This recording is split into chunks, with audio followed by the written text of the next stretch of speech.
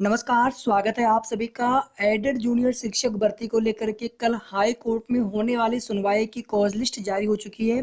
Case status भी update हो चुका है और इसके पहले का भी केस स्टेटस में टेंटेटिवली कल की डेट दिखा रहा था और बेंच भी लगभग निर्धारित हो गया था। लेकिन अब जो है कितने सीरियल नंबर पे मामला लगा हुआ है, कब तक सुनवाई होगी और किन किन की बेंच में मामला लगा हुआ है। एक यहाँ पर आप सभी के कई कमेंट आ रहे थे कि विषयवार सीटों की संख्या को लेकर के जो भी चर्चा चल रही है उसको भी लेकर के बात करेंगे। कुमारी अंतिमा शुक्ला वाले केस को लीडिंग पिटीशन बनाया गया है और इसके साथ कनेक्ट किया गया है पूर्णिमा शर्मा वाले केस को। 17/602 ये कुमारी अंतिमा शुक्ला वाला केस है और इसमें यहाँ पर आप देखेंगे एडिशनल में मामला लगा हुआ है अपना, मतलब फ्रेश जो केसेज होते हैं शुरू में जो सुने जाते हैं स्टार्टिंग में 25, 26, 30 केसेज होते हैं उनमें अपना मामला नहीं लगा हुआ है। एडिशनल में मामला अपना लगा हुआ है 3039 यानी 3039 ये सीरियल नंबर है। यहाँ पे आप सभी देख सकते हैं एडिशनल अनलिस्टेड लिस्ट। तो कुछ भी आपको अलग से बताने की आवश्यकता नहीं होती, सब कुछ लिखा होता है इसमें। इसके बाद यहाँ पर देख सकते हैं आप सभी मनीष माथुर सर। एक चीज़ यहाँ पर आप सभी देखिए, आप यहाँ पर कन्फ्यूज हो रहे होंगे इसको लेकर के। Stage of case for order, देखिए जब भी कोर्ट में सुनवाई अगर हो गई तो उसका कोर्ट ऑर्डर जरूर आता है। सुनवाई अगर 1 मिनट हुई, आधा मिनट हुई, तब भी उसका कोर्ट ऑर्डर आएगा। अगर सुनवाई नहीं हुई, केस का नंबर नहीं आ पाया तो उसका कोर्ट ऑर्डर नहीं आता है। इस फॉर ऑर्डर का बिल्कुल भी ये मतलब नहीं होता है कि अपने केस में अंतिम ऑर्डर आने वाला है। इसमें कहीं पर ऐसा नहीं लिखा है कि फॉर फाइनल ऑर्डर। तो ये हर कोई भी आप कॉज लिस्ट उठा करके देख लीजिएगा जिन पर 1-2 सुनवाई हो चुकी है स्टार्टिंग में, उसमें हमेशा ये लिखा रहता है फॉर ऑर्डर। उसमें आपको कंफ्यूज नहीं होना है। कोई अगर बता रहा है तो कहीं ना कहीं थोड़ी सी गलत जानकारी है ये। ऐसा कुछ भी नहीं होता है कि फॉर ऑर्डर का मतलब होता है कि ऑर्डर आ जाएगा। अभी तो सरकार की तरफ से बेसिक विभाग के द्वारा काउंटर लगाया जाएगा। कल अगर काउंटर आ गया तो उसके बाद फिर याची पक्ष की तरफ से रिज्वाइंडर दाखिल होता है। तो कल तो मामला फाइनल होने के चांस बहुत कम है। लेकिन इसमें एक चीज़ पता नहीं चल पाया है कि क्या पीएनपी सचिव महोदय की तरफ से काउंटर एफिडेविट कोर्ट में दाखिल कर दिया गया है, क्योंकि जो सुनवाई की डेट होती है उसके पहले समय दिया गया रहता है। उसमें आप कभी भी काउंटर एफिडेविट दाखिल कर सकते हैं। अगर आपने काउंटर एफिडेविट दाखिल कर दिया तो उसके बाद ही याची पक्ष की तरफ से भी रिज्वाइंडर एफिडेविट दाखिल हो जाता है। अगर ऐसा हो गया उसके बाद अगर फाइनल सब कुछ चीज़ें हैं तो ये आवश्यक नहीं होता है कि मामला मतलब अंतिम ऑर्डर न सुनाया जाए। हो सकता है कि फाइनल जजमेंट भी सुनाया जा सकता है, लेकिन चांस कम है जहाँ तक मुझे जानकारी है। अगर पहले से अगर काउंटर एफिडेविट और अगर यहाँ पर अगर रिजॉइंडर याची पक्ष की तरफ से दाखिल कर लिया गया होगा तो कल ऑर्डर आ भी सकता है। बाकी कल सुनवाई होने के बाद ही चीज़ें क्लियर होंगी। दूसरा केस आपका ये है 17/233 वाला। ये भी आपका 17/602 के साथ में सुना जाएगा, कोर्ट नंबर 37 में और सीरियल नंबर 339। अब आपको दिखाते हैं सीधे कॉज लिस्ट। ये जो है आपकी इलाहाबाद हाई कोर्ट की कॉज लिस्ट है 6 जुलाई 2022। Honourable justice Manish Mathur sir और यहाँ पर कोर्ट नंबर 37। अभी ये ऊपर जो है ये फ्रेश केसेज हैं 14 तक। इसके बाद देखिए यहाँ से एडिशनल के मामले स्टार्ट हो गए।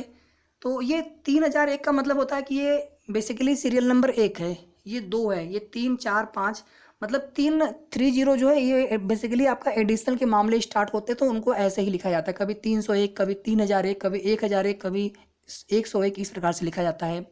तो 3039 लिखा हुआ है सीरियल नंबर। तो आपको इसमें यह समझना है कि 39 सीरियल नंबर पर एडिशनल में मामला लगा हुआ है।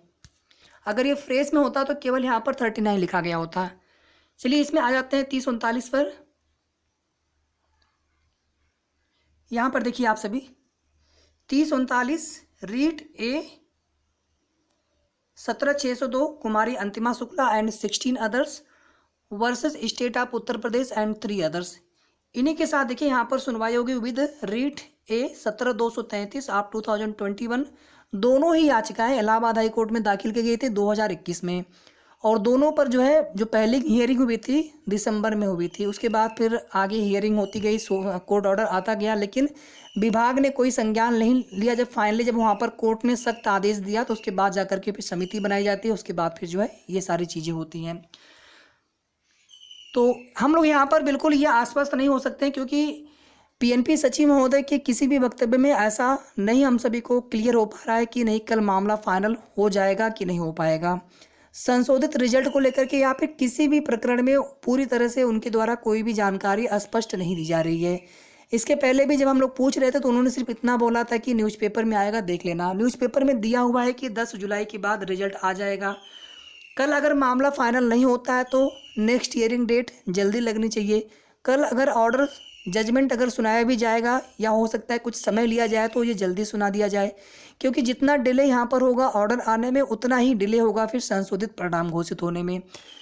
पीएनपी की तरफ से हमने आपको बहुत पहले भी बताया था, लेकिन आप लोग उस समय विश्वास नहीं करते थे इन सब चीज़ों को लेकर के, या फिर आपको लगता था नहीं ऐसा नहीं होने वाला। हमने तब भी आपको बताया था कि पहले मामला जो है कोर्ट से निस्तारित करवाने की कोशिश होगी पीएनपी सचिव महोदय की, उसके बाद ही जो है संशोधित परिणाम आने वाला है।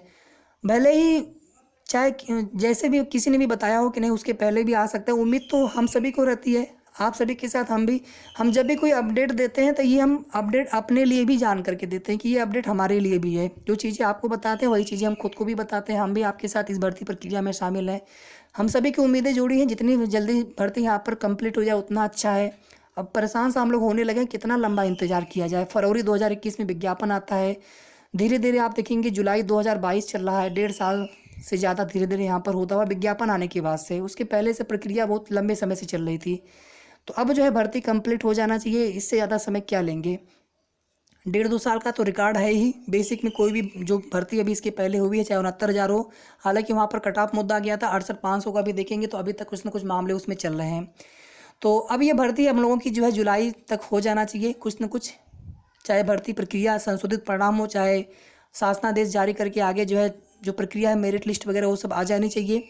भले ही ज्वाइनिंग होते होते थोड़ा देर भी होगा, 15 अगस्त तक भी जाएगा तो दिक्कत नहीं, लेकिन भर्ती प्रक्रिया हम लोगों की हो जानी चाहिए इसी महीने। केस जो है अपना थोड़ा सा समय लगेगा, हो सकता है कि लंच के बाद सुनवाई हो, लंच के पहले भी सुनवाई हो सकती है अगर नंबर आ गया तो। और आवश्यक नहीं होता है, कभी कभी देखिए क्या होता है ना कि कुछ मामले अगर आवश्यक होते हैं तो उस समय क्या होता है कि कुछ कई मामले छोड़ करके, जैसे शुरू के जो केसेस छोड़ करके डायरेक्टली ये मामले भी उठा लिए जाते हैं। इस प्रकार से बहुत बार हुआ है, तो इस बार भी हो सकता है। तो लगभग आप 12 बजे के बाद मान के चलिए कि 12 बजे के बाद किसी भी समय जो है अपने मामले पर सुनवाई हो सकती है। अगर बिल्कुल उसी क्रम में सुनवाई की जाएगी माननीय जज साहब के द्वारा तो हो सकता है कि थोड़ा समय भी लगे, लंच के बाद भी सुनवाई हो। तो कल हम आपको कोर्ट की सुनवाई की पूरी अपडेट्स आपको लाइव बताएंगे।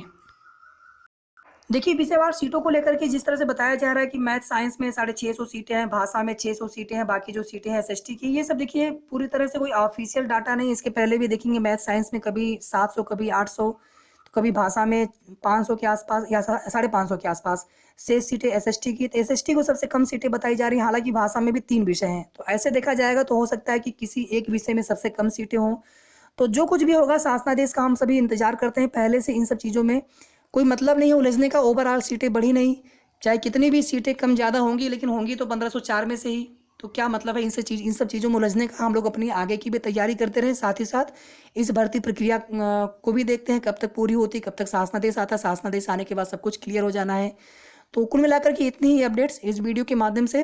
तो प्लीज़ आप लोग वीडियो को लाइक और शेयर जरूर कर दीजिएगा ताकि सभी तक जो है सही जानकारी पहुँचे। धन्यवाद।